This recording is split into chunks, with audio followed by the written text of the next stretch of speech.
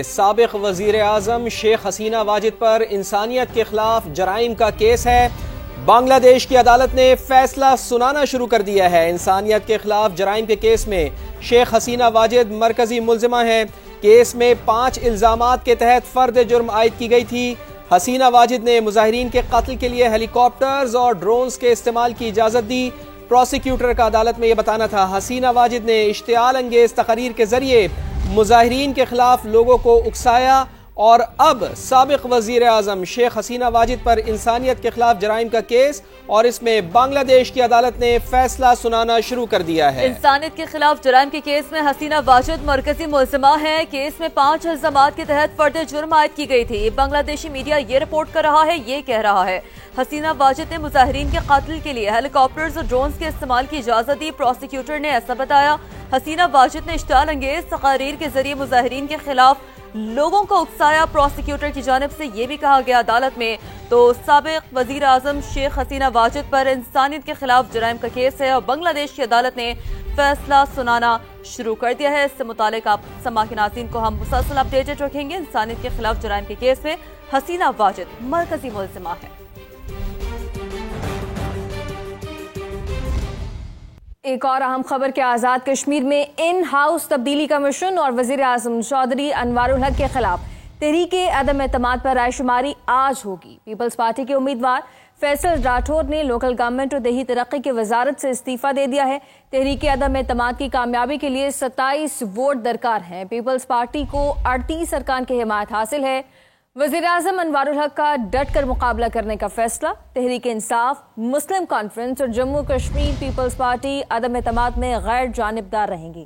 اس پر مزید تفصیلات کیا ہیں جانتے ہیں نمائندہ سما امیر الدین مغل سے۔ جی امیر الدین بتائیے گا۔ جی بالکل، آزاد جموں کشمیر قانون ساز اسمبلی کا اجلاس آج 3 بجے طلب کیا گیا ہے، جس میں وزیر اعظم چودھری انوار الحق کے خلاف پیش کی گئی تحریک عدم اعتماد اس پر رائے شماری ہوگی۔ 27 ارکان کی جو تعداد ہے وہ چاہیے تحریک کی کامیابی کے لیے، لیکن پیپلز پارٹی کے امیدوار کو 38 تک ووٹ جو ہے وہ مل سکتے ہیں، یہ دعویٰ ہے پیپلز پارٹی کا۔ فارورڈ بلاک کے اراکین کی بھی حمایت حاصل ہے۔ اگر بات کریں تحریک انصاف، مسلم کانفرنس اور جموں کشمیر پیپلز پارٹی، انہوں نے جو ہے غیر جو جانبدار رہنے کا فیصلہ کیا ہے تحریک عدم اعتماد میں۔ 8 مہینے کے لیے یہ وزیر اعظم منتخب ہوں گے، ان کے لیے بڑے چیلنجز ہیں، خاص کر آزاد کشمیر میں عوامی ایکشن کمیٹی نے جو معاہدہ کیا ہے حکومتوں کے ساتھ اس پر عمل درآمد کرنے میں، اور ساتھ ساتھ قبل از وقت جو انتخابات کا مطالبہ ہے مسلم لیگ نون کا اس پر عمل درآمد کرانے میں، اور اس وقت تک کی جو مسلم لیگ نون اور پیپلز پارٹی کی سیاست ہے اس کو آگے کیسے لے کر چلتے ہیں فیصل ممتاز راٹھور، یہ دیکھنا ابھی باقی ہے۔ ٹھیک، اپڈیٹس کے لیے شکریہ آپ کا۔ آگے بڑھتے ہیں، آپ کو بتاتے ہیں وزیر اعظم شہباز شریف ایک روزہ دورے پر کراچی پہنچ گئے ہیں۔ وزیر اعلیٰ سندھ مراد علی شاہ نے استقبال کیا۔ وزیر اعظم کینٹ ریلوے اسٹیشن اپ گریڈیشن منصوبے کا جائزہ اور شالیمار مسافر ٹرین کا افتتاح کریں گے۔ اس کے علاوہ ان کی کیا مصروفیات ہوں گی، بات کریں گے۔ نمائندہ سما حفیظ بلوچ ہمیں جوائن کر چکے ہیں۔ جی حفیظ بلوچ بتائیے گا۔ وزیر اعظم شہباز شریف ایک روزہ دورے پر کراچی پہنچ چکے ہیں، جہاں ایئرپورٹ پہنچنے پر وزیر اعلیٰ سندھ، چیف سیکرٹری سمیت دیگر اعلیٰ حکام نے ان کا استقبال کیا۔ اب سے کچھ دیر بعد وزیر اعظم کینٹ اسٹیشن کراچی پہنچیں گے، جہاں پاکستان ریلوے کی جانب سے کینٹ اسٹیشن کو تزئین آرائش کا منصوبہ جو مکمل کر لیا گیا ہے، وزیر اعظم اس منصوبے کا معائنہ کریں گے اور اس کا افتتاح بھی کریں گے۔ اس منصوبے کے تحت مسافروں کو جدید سہولیات فراہم کی گئی ہیں۔ وزیر اعظم آج مختصر دورے میں قادر پٹیل سابق وفاقی وزیر کے گھر بھی جائیں گے، جہاں پر ان کے بیٹے کی گزشتہ دنوں شادی ہوئی تھی، ان کو مبارکباد دیں گے۔ اس کے ساتھ ساتھ آفتاب شابان میرانی اور جام قائم کے گھر بھی جائیں گے، جہاں پر وہ تعزیت کریں گے۔ اس مختصر دورے میں وزیر اعظم شہباز شریف کے ساتھ جو کراچی کے اسٹیک ہولڈرز ہیں، تاجر برادری ہو یا وفاق پہ ان کی اتحادی جماعتیں، کوئی اس دورے میں ان کے ملاقات شیڈول نہیں ہے۔ تاہم آج مختصر دورہ مکمل کر کے شہباز شریف دوبارہ روانہ ہوں گے۔ جی ٹھیک ہے، اپڈیٹس کے لیے شکریہ آپ کا۔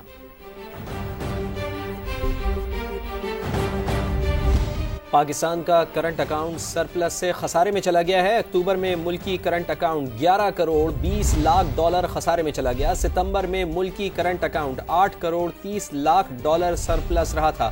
اس پر مزید تفصیل جانیں گے، نمائندہ سما رضوان عالم ہمارے ساتھ موجود ہیں۔ رضوان صاحب، معیشت کے لیے تو بری خبر ہے یہ بہت۔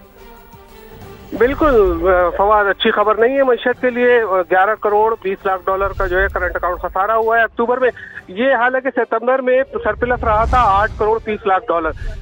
اور اگر بات کی جائے کہ رواں مالی سال کے 4 ماہ میں تو پاکستان کا کرنٹ اکاؤنٹ 73 کروڑ ڈالر خسارے میں رہا ہے 4 ماہ میں، جبکہ اس سے پہلے والے سال کے 4 ماہ میں یہ صرف 20 کروڑ ڈالر خسارے میں تھا۔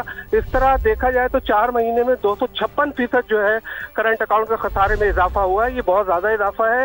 اس کی وجہ ماہرین یہ بتا رہے ہیں کہ چونکہ پاکستان نے IMF کے کہنے پہ اپنی درآمدات کھول دی ہیں، نرم پالیسی اختیار کی ہے، تو مسلسل درآمدات بڑھتی جا رہی ہیں۔ پہلے 5 ارب ڈالر ماہانہ ہو رہی تھی، اب 5.5 ارب ڈالر، اور کہا یہ جا رہا ہے کہ نومبر دسمبر میں یہ 6 ارب ڈالر کو بھی ہٹ کر سکتی ہیں۔ تو یہی وجہ ہے کہ تجارتی خسارہ بھی بڑھ رہا ہے اور کرنٹ اکاؤنٹ خسارہ بھی بڑھ رہا ہے۔ جی بہت شکریہ آپ کا۔ اور اب آپ کو بتاتے ہیں کہ پاکستان کی عدالتی تاریخ میں نئے باب کا آغاز۔ 27ویں آئینی ترمیم کے نتیجے میں قائم وفاقی آئینی عدالت نے کام کا باقاعدہ آغاز کر دیا ہے۔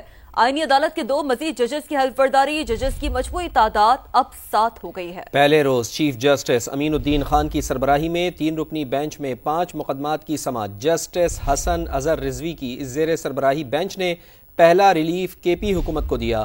محنت کشوں کی برطرفی کے کیس میں پشاور ہائی کورٹ کا فیصلہ معطل۔ آئینی عدالت نے پہلا فیصلہ کرتے ہوئے کنگ ایڈورڈ میڈیکل یونیورسٹی کے وائس چانسلر کے خلاف لاہور ہائی کورٹ کا حکم کالعدم قرار دے دیا۔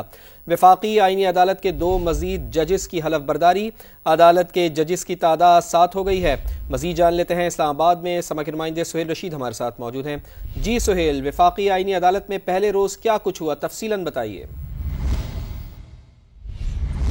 جی 27ویں آئینی ترمیم کے نتیجے میں قائم وفاقی آئینی عدالت نے آج سے باضابطہ طور پر اپنے کام کا آغاز کر دیا ہے۔ آج صبح 9 بجے 2 مزید ججز نے آئینی عدالت کے جج کے طور پر حلف اٹھایا، جن میں جسٹس روزی خان اور جسٹس ارشد حسین شاہ شامل ہیں۔ اس کے بعد 2 مختلف بینچ تشکیل دیے گئے تھے آج کی سماعت کے لیے۔ اسلام آباد ہائی کورٹ میں 2 الگ الگ کمرہ عدالت جو ہیں وہ بھی سپرد کیے گئے آئینی عدالت کے اور اس کے بعد جسٹس امین الدین خان کی سربراہی میں ایک بینچ 3 رکنی تھا جس نے 5 مقدمات کی سماعت کی، جبکہ جسٹس حسن اظہر رضوی کی سربراہی میں بھی ایک الگ بینچ تھا جس نے خیبر پختونخوا حکومت کو آج پہلا ریلیف بھی دیا۔ ایک کیس میں اپیل کر رکھی تھی KP گورنمنٹ نے پشاور ہائی کورٹ کے فیصلے کے خلاف، اس فیصلے کو معطل کیا گیا، جبکہ کنگ ایڈورڈ یونیورسٹی میں چانسلر کی تعیناتی کا کیس 8 سال سے زیر التوا تھا سپریم کورٹ میں، اس پر بھی آج اس ہائی کورٹ کا جو فیصلہ تھا اس میں اس کو کالعدم کیا گیا۔ اگرچہ فریقین کی جانب سے کوئی پیش نہیں ہوا تھا، لیکن عدالت نے یہ ریمارکس دیے کہ اگر کوئی اس سے متاثرہ ہو تو وہ دوبارہ درخواست دے سکتا ہے۔ جسٹس امین الدین خان کی سربراہی میں جو بینچ تھا اس کے پہلے 2 کیسز میں کوئی فریق پیش نہیں ہو سکا، کیونکہ شاید ان کو ابھی تک نوٹس کی تعمیل نہیں ہوئی تھی یا وہ آگاہ نہیں تھے اپنے مقدمات کی سماعت سے، اس لیے ان کو دوبارہ سے ریلیسٹ کیا گیا ہے۔ یہ آج کی عدالتی کارروائی تھی وفاقی آئینی عدالت سے۔ جی ججوں کے ضمیر اس وقت کیوں نہیں جاگے جب ہمیں سزائیں دی گئیں؟ یہ مکافات عمل ہے۔ میں نے اور نواز شریف نے کسی سے انتقام نہیں لیا۔